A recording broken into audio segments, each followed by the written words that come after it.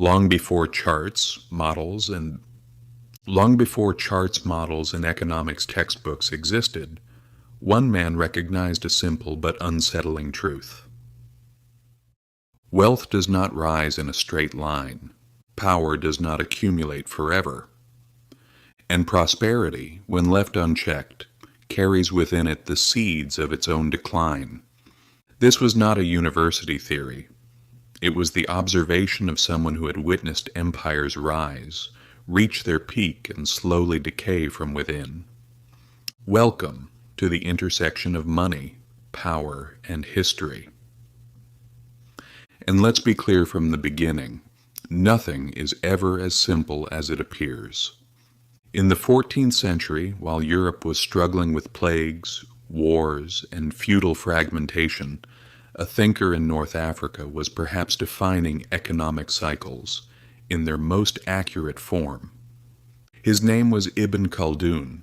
Centuries before Adam Smith, Keynes, and modern macroeconomics, he explained why economies grow, how states become bloated, and why they eventually collapse under their own weight. He was born in 1332 in what is now known as Tunisia. The world he entered was far from stable. Dynasties rose and fell rapidly. Cities became wealthy and then emptied out just as quickly. The plague reduced populations with ruthless efficiency. Power constantly shifted between rulers, tribes, and factions. This was not a calm environment for abstract theory. It was chaos. And that chaos became his field of observation. He was not an academic detached from reality. He served in courts. He advised rulers. He watched states mismanage wealth, overburden their people with taxes, lose legitimacy, and then react with shock when everything collapsed. Over time, he noticed a disturbing pattern. The same story kept repeating.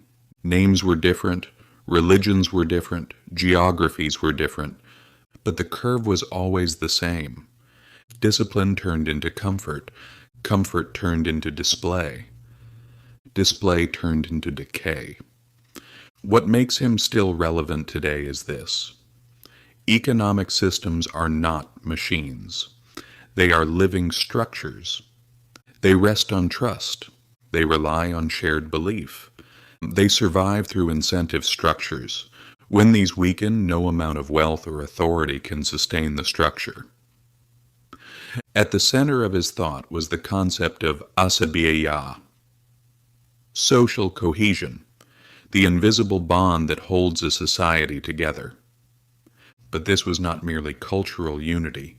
It was mutual trust. It was shared interest. It was the willingness of people to produce together, to sacrifice, and to contribute to something greater than themselves. Societies with strong cohesion, even with limited resources, were productive and resilient. Because people trusted each other, they protected their institutions.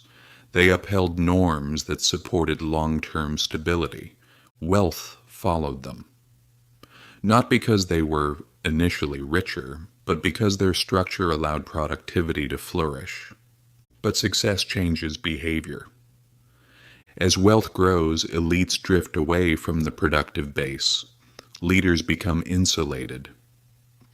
Bureaucracy swells. Positions are distributed through privilege rather than merit. The discipline of the founding era softens. Necessity is replaced by comfort. Cohesion erodes. This was not a moral criticism. Ibn Khaldun was not accusing societies of laziness. He was analyzing incentives. When the pressure of survival disappears, risk-taking declines. Innovation loses momentum. Preserving one's share becomes more attractive than creating new value. The state begins living not off current productivity, but off past success. This dynamic is most clearly seen in taxation. In a state's early phase, taxes are low. People work, trade, and invest because the reward outweighs the burden. Economic activity expands and revenue increases. As the state matures, expenditures grow. Palaces, armies, and layers of bureaucracy multiply. Taxes rise. At first, revenue continues to increase, but eventually, higher taxes discourage production. People produce less.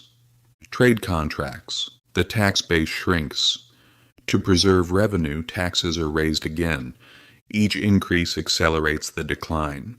The state weakens not because it collects too little tax, but because it tries to extract more from a shrinking economy. The same logic applies to public spending and corruption. As states age, leaders grow accustomed to display. Public resources shift from production to status preservation. Bureaucracy thickens. Offices are sold or inherited. Corruption rarely begins with open malice. It begins with normalization. Everyone adapts to the new standard. The system does not feel broken. It appears deserved. But the cost is heavy. Spending grows faster than production. Taxes rise, coercive mechanisms expand, trust erodes. The state spends more and achieves less. It becomes trapped in the cycle it created. And this picture feels disturbingly modern. Replace dynasties with institutions, replace palaces with bureaucracies, replace caravans with global supply chains. The logic does not change. His most fundamental point is this: markets reflect human behavior before they reflect numbers. Prices move because trust moves. Productivity rises because incentives are aligned. Collapse does not begin with a dramatic rupture, but with small shifts. A little less trust, a little more self-interest, a little weaker cohesion, and at the very foundation there's always the same fragile but invaluable element: trust. When trust stands, prosperity grows. When trust fractures, decline begins quietly, long before headlines appear.